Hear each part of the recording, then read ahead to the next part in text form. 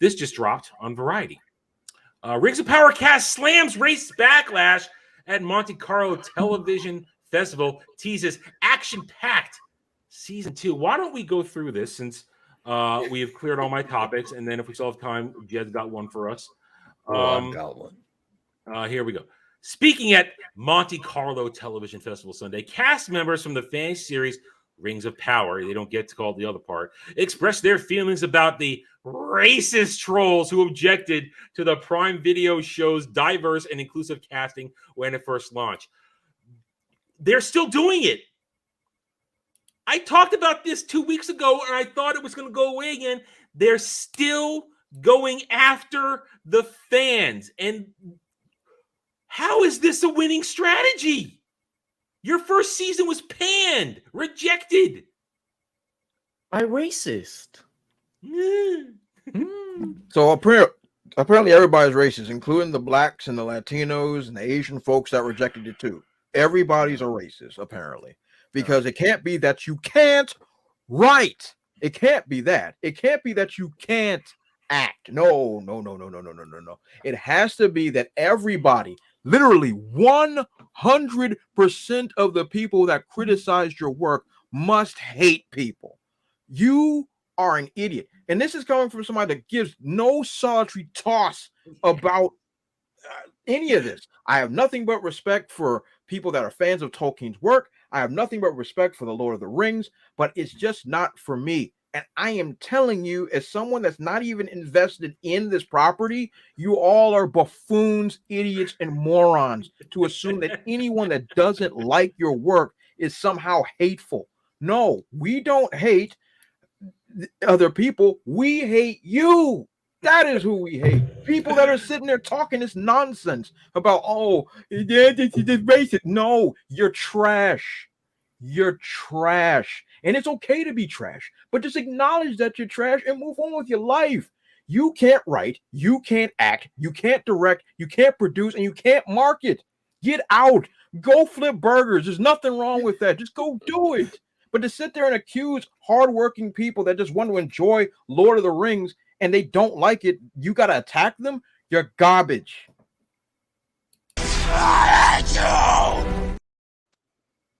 I'm good.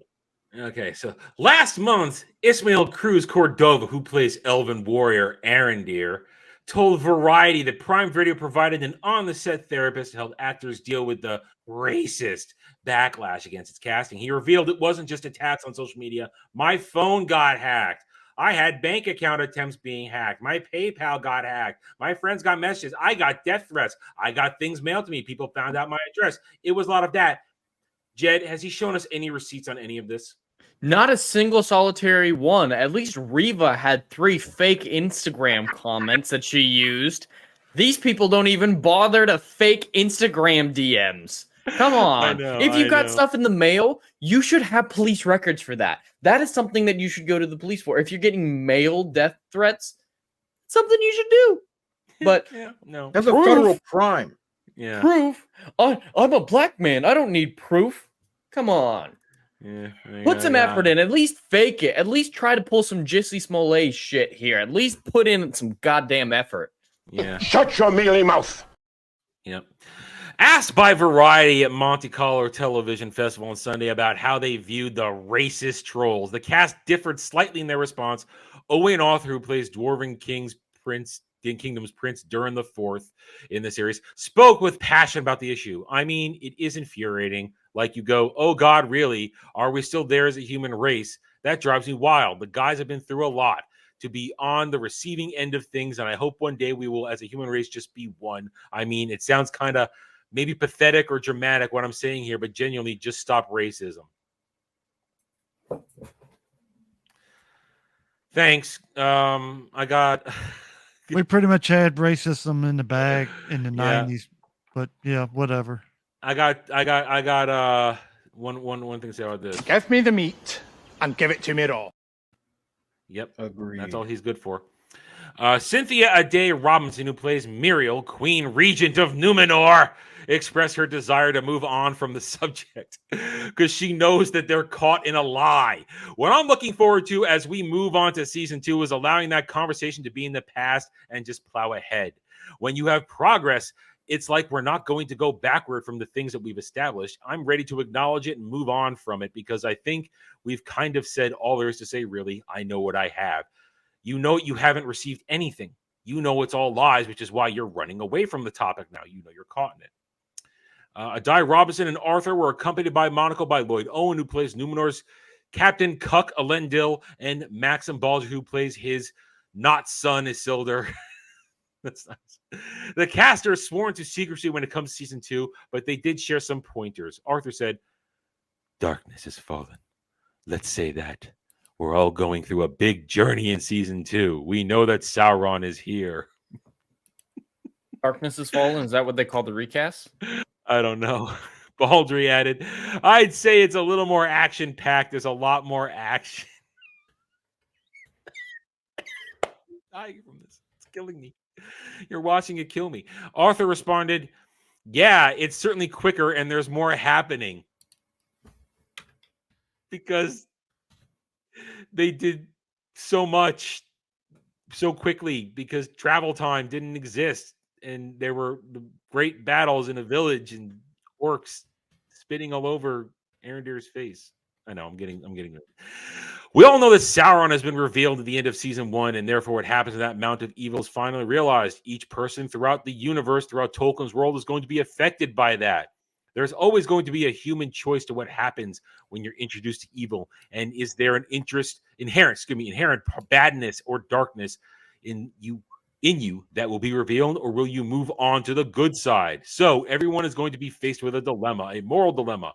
And there are going to be some really difficult choices for each human to take. Well, they don't mention the elves because Galadriel, warrior princess, doesn't care about anybody but herself. Although she did want to screw Sauron. She was thirsty for that. Asked whether there'll be more father-son relationship between Elendil and Isildur, Owen shared every personal relationship is affected by obviously the political and the evil and how it changes and warps the mind. Season 1 is really an introduction to fan fiction. You're setting the stage for aspects of the story that are maybe a little more familiar to audiences because we do know a little bit more about the next few things that happen that will be a part of season 2. Like what? You're not telling an actual Tolkien story. We don't know what's going to happen because you're not following the script that he laid out in full detail. So I'm sorry, we don't know what's going to happen. I still hope that Galadriel and Sauron are going to F. I'm holding out hope because that's 3 videos all by itself, because I can go on for that for days. The thirst was real. But there are a lot of people who have read the books. They've never seen the movies. Is that true? Hasn't everybody seen Peter Jackson's movies at this point? If you're starring in a show, you should read the books, but at least watch the freaking movies. That's like minimum effort. Yeah. So that season 1 setup really is, in my mind, it's really for these people who are very new to Tolkien. So season 2 is going to see a lot of storylines. There is no Tolkien in your show. There's none.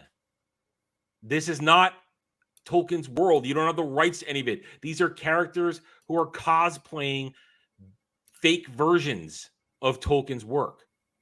So they're scared shitless. They're scared shitless because they know that this is going to do even worse. We know what the numbers were. Nobody watched this show. Nobody watched it. It has lost so much money for Amazon, even though it's like a drop in the bucket for overall Amazon profits. It's still doesn't look good. Thanks for watching, everybody. If you'd like to reach out to me, please email me at theranernerd@gmail.com for all channel business purposes. I am on Twitter now, mostly for promotion and sharing of videos, maybe a little shit stirring here and there, who knows, @TheRenNerd. You can also find me at the Geeks and Gamers forums under @ROAS, and you can see me on Rumble and Odyssey under the Renaissance Nerd. Thanks again for watching. Take it easy.